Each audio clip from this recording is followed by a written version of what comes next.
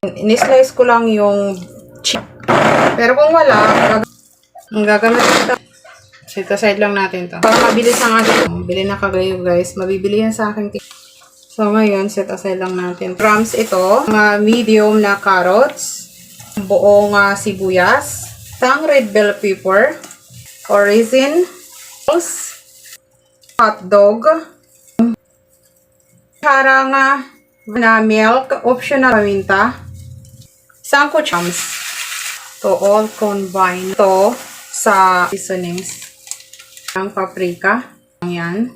O, ilalagay ito. Set aside muna natin dahil nga yung butido, same. So, ngayon, i-flat lang natin siya. Kasi flat lang natin ng ganyan. Tapos, gagamit tayo ng hotdog. Tapos, cheese. Ganyanin natin. Then, bibilogin lang natin ng pabilog na para siyang magagawa tayo ng parang suman. Yan, ibibilog lang natin ng ganyan. Tapos, press lang natin ng paganon, pabilog. Then, ganyan. Tali natin yung dulo or pantali kapag nagano tayo ng longganisa. Yan ang tatali natin dito. Isang dangkal lang gamit ko. Talian natin yung magkabilang dulo para hindi siya tumapon.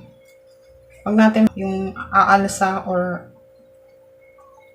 lalaki pa siya dahil nga yung meat at saka yung atin nilagay ng mga ingredients dyan. So, yan na. Ulitin ko lang guys. Ganituhin ko lang lahat. Lahat guys. Madami din. Tayo rin yes. Ganda talaga itong sa akin dahil nga ay ako yung nagkukontents. Gamit guys. Yung aking ito.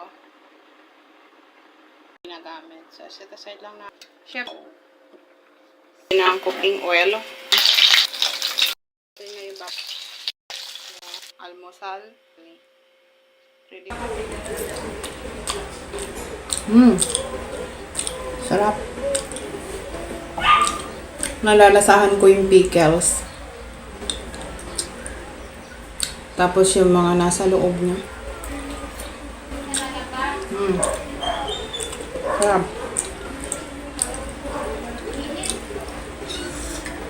Yummy. Delicious, guys. Magugustuhan to ng mga bata.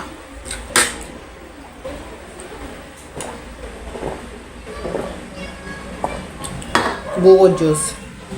Thank you guys for watching. Please subscribe to my YouTube channel and follow my Facebook page. If you buy something, please click the yellow basket in my TikTok shop. Bye guys. Thank you.